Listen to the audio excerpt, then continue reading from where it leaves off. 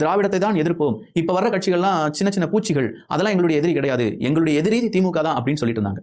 ஆனா மனுஷன் நேரா முத்து அவர்கள் இறந்ததற்கு அந்த வீட்டுக்கு போகாம அவங்களுடைய தம்பி வீட்டுக்கு வந்து, ஸ்டாலின் அவர்களுடைய வீட்டுக்கு வந்து, அதுவும் ரொம்ப பெரிய அளவில் ரெக்கமெண்டேஷன், அதுல டைம்லாம் கேட்டு மறுபடியும் அவங்க 2 பேர், சாட்டை துரைமுருகன் அவர்கள், இன்னும் சில நபர்கள் பிளஸ் சீமான் அவர்கள் சந்திக்கிறார்கள். அப்படி சந்தித்து அவர் முடிச்சுட்டு போன பிறகு ரொம்ப சாஃப்ட் கார்னரா சீமான் அவர்கள் பேசுவார் அப்படின்னு சொல்லி சவுக்கெல்லாம் சொன்னபோது நம்ம நம்பல. அப்படிலாம் பேச மாட்டார் சீமான் அவர்கள், அவர் கொள்கை உறுதியுடன் இருப்பார், கண்டிப்பா திமுகவை அதே வீரியத்துடன் எதிர்ப்பார் அப்படின்னு சொல்லி நம்ம நினைச்சிட்டு இருந்தோம். திடுதிப்புன்னு பார்த்தா இன்னைக்கு ஒரு போரை அறிவித்திருக்கிறார்.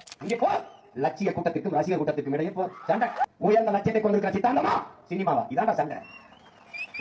யுத்தம் அப்படிங்கிறது ஒரு பெரிய விஷயம். அந்த யுத்தம் அப்படின்னு சொல்லி ஒரு நாடு டிக்ளேர் பண்ணுதுன்னா பல இடங்களிலும் யோசித்த பிறகுதான் ஒரு நாடு இன்னொரு நாட்டுக்கு எதிராக நாங்கள் யுத்தத்தை டிக்ளேர் பண்றோம் அப்படின்னு சொல்லுவாங்க. அதே மாதிரி ஒரு யுத்தத்தை டிக்ளேர் பண்ணியிருக்கார். அது கொள்கை கூட்டமும் ரசிக கூட்டமும் அப்படின்னு சொல்றாரு. இங்க கொள்கை கூட்டம் அப்படின்னு சொல்லி நாம் தமிழர் கட்சியையும், ரசிக கூட்டம் அப்படின்னு சொல்லி திரைப்படத்துறையிலிருந்து வந்த விஜய் அவர்களையும் குறிப்பிட்டிருக்கிறார். இங்க திரைப்படத்துல இருந்து வந்தவங்க ஜெயிக்க கூடாது, திரைப்பட கவர்ச்சி இங்க இருக்கக்கூடிய இளைஞர்களுக்கு இருக்கக்கூடாது அப்படின்னு சொல்றாரு.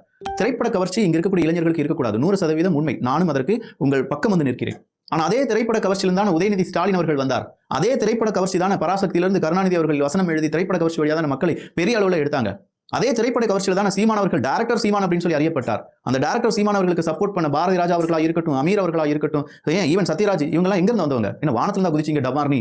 திரைப்படத்துறையில தானே வந்தீங்க. அதெல்லாம் தப்பு சொல்லல. ஆனா நீங்க சொன்ன விஷயம் இங்கே நறுக்குனி சில நபர்களுக்கு, குறிப்பா நாம் தமிழர் கட்சியை சார்ந்த தம்பிகளுக்கு ஒரு பெரும் ஒரு ஏமாற்றத்தை அளித்திருக்கிறது. எங்க அண்ணனா இப்படி பேசிட்டார் அப்படிங்கிற மாதிரி சீமான் அவர்களுக்கு எதிராக நிறைய தம்பிகள் அவங்களுடைய கருத்துக்களை பதிவு பண்றாங்க.